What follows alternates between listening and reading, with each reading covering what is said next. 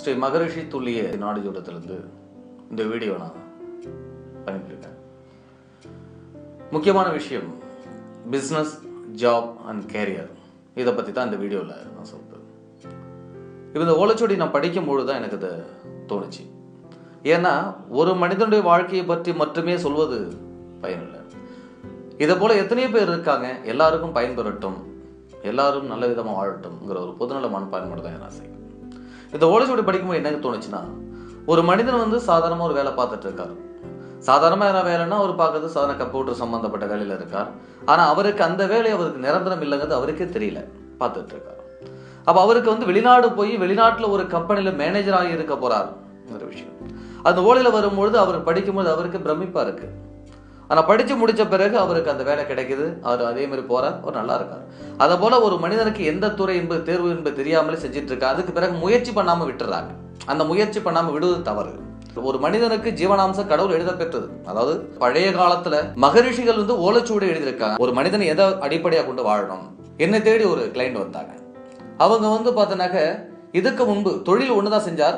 ஆனால் அவங்க நிறைய பேர்ல வச்சு பல கோடி ரூபாய் நஷ்டமாயிட்டே இருந்திருக்கு. அவங்களுக்கு தெரியல.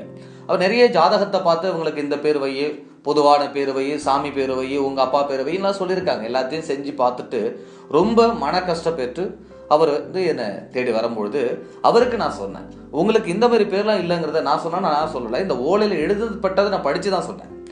இந்த துல்லிய நாடில ரொம்ப துல்லியமா எழுதியிருக்காங்க. இது பழங்காலத்துல மகரிஷிகள் எழுதி வைக்க பெற்ற நூல். இந்த நூல் என்ன சொன்னா, அவருக்கு சம்பந்தப்படாத ஒரு வார்த்தை.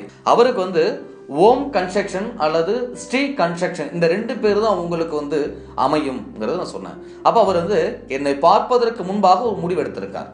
என்ன முடிவெடுத்திருக்காரு, இந்த மாதிரி நம்ம செஞ்சு பார்க்கலாமாங்கிற முடிவுக்கு வந்திருக்காரு. அந்த ஓலையிலும் அதே விஷயம் வரும்பொழுது அவர் ரொம்ப பிரமிச்சிட்டார்.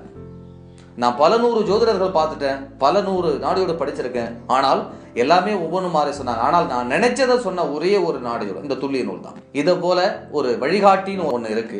இந்த பழங்காலத்தில் துல்லிய நூலில் என்ன சொல்லியிருக்காங்கன்னா, எந்த வயசுல எந்த மாதிரி இடத்துல நீங்க பிசினஸ் பண்ணக்கூடிய பக்கத்துல என்னென்ன அடையாளம் இருக்கும், அது என்ன பேர்ல வைப்பீங்க, அது எத்தனை எழுத்து பேரு, அந்த பேர் எதை குறிப்பிடும், இது துல்லியமாக சொல்லக்கூடிய துல்லிய நாடி நூல். இன்னொரு விஷயம் பார்த்தீங்கன்னாக்க, உத்தியோகம். ஒரு மனிதனுக்கு தொழில் மட்டும் சாத்தியம் கிடையாது, அரசாங்க வேலை மட்டும் சாத்தியம் கிடையாது, தனியார் வேலை சாத்தியம். ஆனால் யாருக்கு என்ன சாத்தியம், அந்த சாத்தியம்ங்கிற விஷயத்தை சொல்லக்கூடியதான் துல்லிய நாடி நூல்.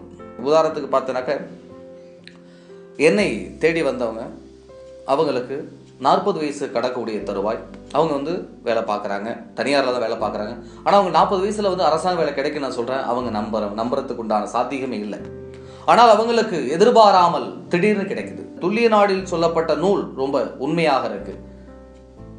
நம்ப முடியாத விஷயம் கூட இதில் இருக்கு. அதை தெரிந்து கொள்ளக்கூடிய இந்த வழிகாட்டியாக தான் இந்த துல்லிய நாடில் என்பது உங்களுக்கு வழி நடத்துது.